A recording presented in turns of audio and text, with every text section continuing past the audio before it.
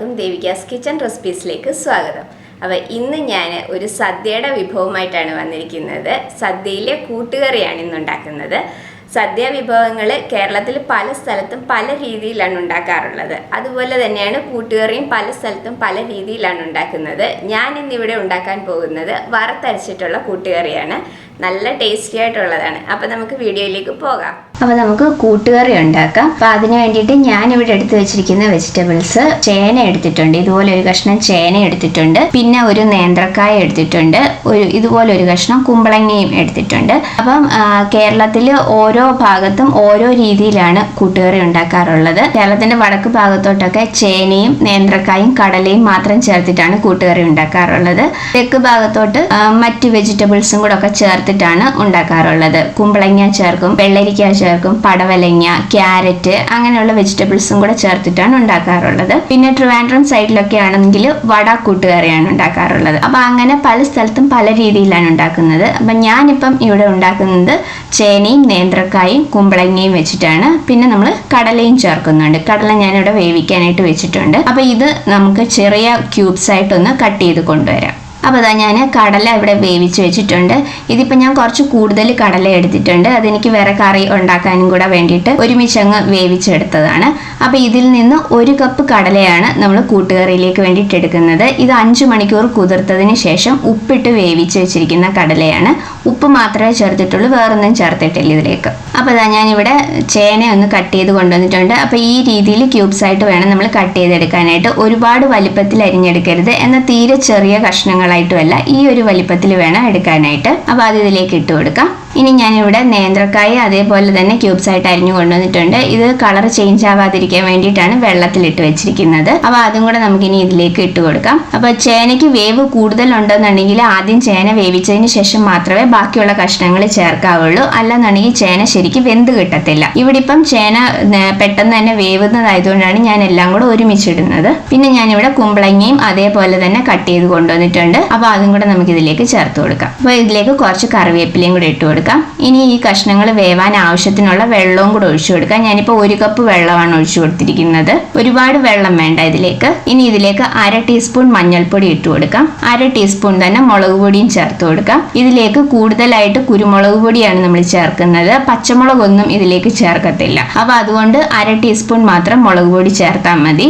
കൂട്ടുകറിയിലേക്ക് കുരുമുളകിന്റെ ടേസ്റ്റ് ആണ് മുന്നിട്ട് നിൽക്കേണ്ടത്. ഇനി ഞാനിവിടെ 1 ടീസ്പൂൺ കുരുമുളക് പൊടിയും കൂടെ എടുത്തിട്ടുണ്ട്. ചെറിയ തരിയായിട്ട് പൊടിച്ചിട്ടുള്ള കുരുമുളക് പൊടിയാണ്. അപ്പൊ അതും കൂടെ ചേർത്ത് കൊടുക്കാം. അപ്പൊ അതും കൂടെ ചേർത്ത് കൊടുത്ത് നമുക്ക് നന്നായിട്ട് ഇതെല്ലാം ഒന്ന് മിക്സ് ചെയ്തെടുക്കാം. അപ്പൊ ഇതിലേക്ക് ഞാൻ ഉപ്പും കൂടെ ചേർത്ത് കൊടുത്തിട്ടുണ്ടായിരുന്നു. ഞാൻ എഡിറ്റ് ചെയ്ത സമയത്ത് കട്ടായി പോയതാണ് ആ ഭാഗം. അപ്പൊ ഉപ്പും കൂടെ ചേർത്ത് കൊടുത്തിട്ട് വേണം കഷ്ണങ്ങൾ വേവിക്കാനായിട്ട്. അപ്പൊ ഇതെല്ലാം നന്നായിട്ടൊന്ന് മിക്സ് ചെയ്തതിന് ശേഷം നമുക്കിത് അടച്ചു വെച്ച് ഈ കഷ്ണങ്ങളൊക്കെ നന്നായിട്ടൊന്ന് വേവിച്ചെടുക്കാം. കഷ്ണങ്ങൾ വെന്ത് ഉടഞ്ഞു പോകരുത്, എന്നാൽ നന്നായിട്ട് വെന്തിട്ടും ഉണ്ടാവണം. പക്ഷെ വെന്തങ്ങ് ഉടഞ്ഞു പോകാൻ പാടില്ല. അപ്പൊ അങ്ങനെ നമുക്ക് അടച്ചു വെച്ചൊന്ന് വേവിച്ചെടുക്കാം. അപ്പൊ ഇനി അത് വേവുന്ന സമയം കൊണ്ട് ഇതിലേക്കുള്ള അരപ്പും കൂടെ തയ്യാറാക്കി എടുക്കാം. അപ്പം ഞാനിവിടെ ഇപ്പം 1 തേങ്ങയുടെ ഫുൾ പീരയാണ് എടുത്തിരിക്കുന്നത്. കൂട്ടുകറിയിലേക്ക് തേങ്ങ കുറച്ച് കൂടുതലായിട്ട് നമ്മൾ ചേർക്കും. അപ്പൊ അതുകൊണ്ട് ഞാനിപ്പം 1 തേങ്ങയുടെ പീര മുഴുവനും എടുത്തിട്ടുണ്ട്. ഇതിപ്പോ 2 കപ്പ് തേങ്ങാ പീരയാണുള്ളത്. അപ്പൊ ഇതിൽ നിന്ന് 1/2 കപ്പ് തേങ്ങ നമ്മൾ അരച്ച് ചേർക്കുകയും ബാക്കി 1/2 കപ്പ് തേങ്ങ ഇതിലേക്ക് ലാസ്റ്റ് വറുത്ത് ചേർക്കുകയാണ് ചെയ്യുന്നത്. അപ്പം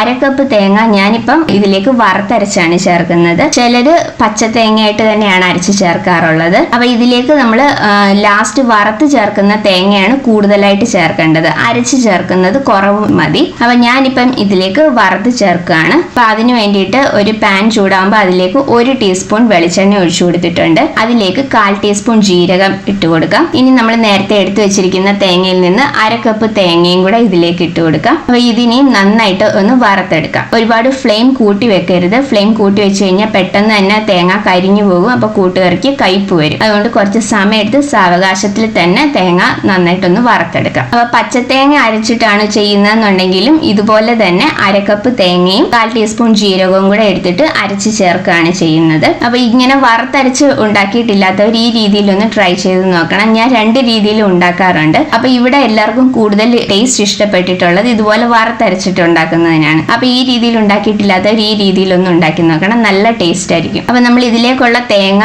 ഒരുപാട് അങ്ങ് അരയ്ക്കാനും പാടില്ല. അവിയലിനൊക്കെ ചതയ്ക്കുന്ന ആ ഒരു പരുവത്തിൽ നന്നായിട്ടൊന്ന് ചതച്ചെടുക്കുകയാകാവുള്ളൂ. ഒരുപാട് അരഞ്ഞു പോകരുത്. അത് പച്ച തേങ്ങയാണെങ്കിലും വറുത്തരച്ചിട്ടാണെങ്കിലും ഒരുപാട് അങ്ങ് അരഞ്ഞു പോകരുത്. നന്നായിട്ടൊന്ന് ചതച്ചെടുക്കുകയാകാവുള്ളൂ. അപ്പൊ ഇതിനി നന്നായിട്ടൊന്ന് വറുത്തെടുക്കാം. അപ്പൊ നിങ്ങൾക്ക് ഈ ഒരു പരുവത്തിൽ വറുത്തതിന് ശേഷം വേണമെങ്കിൽ അരച്ച് ചേർക്കാം. ഞാൻ പക്ഷെ കുറച്ചും കൂടെ വറുത്തതിന് ശേഷമാണ് ഇതിലേക്ക് അരച്ച് ചേർക്കുന്നത്. ഈ ഒരു പരുവത്തിൽ വേണമെങ്കിലും എടുക്കാം. ഞാൻ ഈ ഒരു പരുവത്തിലാണ് ഇതിലേക്ക് വറുത്തരയ്ക്കുന്നത്. അപ്പൊ ഇനി നമുക്ക് ഫ്ലെയിം ഓഫ് ചെയ്യാം. ഓഫ് ചെയ്തതിന് ശേഷം ഇത് നന്നായിട്ടൊന്ന് ചതച്ചെടുത്ത് കൊണ്ടുവരാം. ഒരുപാട് അരഞ്ഞു പോകരുത്, നന്നായിട്ട് ചതച്ചെടുക്കുകയാകാവുള്ളൂ. അപ്പൊ ഇതിലേക്ക് നമ്മൾ വേറെ പൊടികളൊന്നും ചേർത്ത് കൊടുക്കുന്നില്ല. മുളക് പൊടി, മല്ലിപ്പൊടി ഇതൊന്നും ചേർത്ത് കൊടുക്കുന്നില്ല.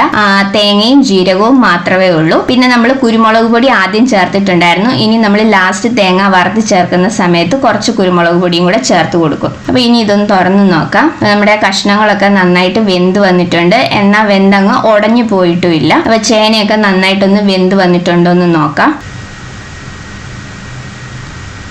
ചേനയൊക്കെ നന്നായിട്ട് വെന്ത് വന്നിട്ടുണ്ട്. എന്നാൽ വെന്തങ്ങ് ഉടഞ്ഞു പോയിട്ടുമല്ല. അപ്പൊ ഈ ഒരു പരുവത്തിൽ വേണം നമ്മൾ കഷ്ണങ്ങൾ വേവിച്ചെടുക്കാനായിട്ട്. അപ്പൊ ഇനി നമ്മൾ വേവിച്ച് വെച്ചിരിക്കുന്ന കടലയിൽ നിന്ന് 1 കപ്പ് കടലയും കൂടെ ഞാൻ ഇതിലേക്ക് ചേർത്ത് കൊടുക്കുകയാണ്. അപ്പൊ നിങ്ങൾക്ക് ഈ കടലയ്ക്ക് പകരം കടലപ്പരിപ്പ് വേണമെങ്കിലും ചേർത്ത് കൊടുക്കാം. അങ്ങനെയാണെങ്കിലും നല്ല ടേസ്റ്റ് ആയിരിക്കും. അപ്പൊ ഇനി ഞാൻ ഇവിടെ കുറച്ച് ശർക്കര എടുത്തിട്ടുണ്ട്. ഇത് ഞാൻ ശർക്കര പൊടിച്ചിട്ട് എടുത്തതാണ്. 1 ടീസ്പൂൺ പൊടിച്ച ശർക്കരയാണ് എടുത്തിരിക്കുന്നത്. അതും കൂടി ഇതിലേക്ക് ചേർത്ത് കൊടുക്കാം. കാരണം നമ്മുടെ സദ്യയുടെ കൂട്ടുകറിക്ക് ഒരു നേരിയ മധുരമുണ്ട്. അപ്പൊ അതിന് വേണ്ടിയിട്ടാണ് ഈ ശർക്കര ചേർത്തത്. അപ്പൊ ഇനിയും ശർക്കര ചേർക്കുന്നത് ഇഷ്ടമില്ലാത്തവർക്ക് അത് ചേർക്കണം എന്നില്ല. പക്ഷെ സദ്യയുടെ കൂട്ടുകറിക്ക് കുറച്ച് ശർക്കരയും കൂടെ ചേർക്കുമ്പോഴായിരിക്കും അതിന്റെ കറക്റ്റ് ഒരു ടേസ്റ്റ് കിട്ടുന്നത്. അപ്പൊ അതും കൂടെ ചേർത്ത് നന്നായിട്ടെല്ലാം ഒന്ന് മിക്സ് ചെയ്ത് വെച്ചിട്ടുണ്ട്. ഇനി നമ്മൾ അരച്ചു വെച്ചിരിക്കുന്ന അരപ്പും കൂടെ ഇതിലേക്ക് ചേർത്ത് കൊടുക്കാം. അപ്പൊ ഈ ഒരു പരുവത്തിൽ വേണം നമ്മളിത് ചതച്ചെടുക്കാനായിട്ട്. ഒരുപാട് അങ്ങ് അരഞ്ഞു പോയിട്ടില്ല, എന്നാൽ നന്നായിട്ടൊന്ന് ചതഞ്ഞു വന്നിട്ടുണ്ട്. ഈ ഒരു പരുവത്തിൽ വേണം. അപ്പൊ ഇതും കൂടെ ഇതിലേക്ക് ചേർത്ത് കൊടുക്കാം. ഒട്ടും വെള്ളം ഒഴിക്കാണ്ടാണ് ഞാൻ ഇത് ചതച്ചെടുത്തിരിക്കുന്നത്.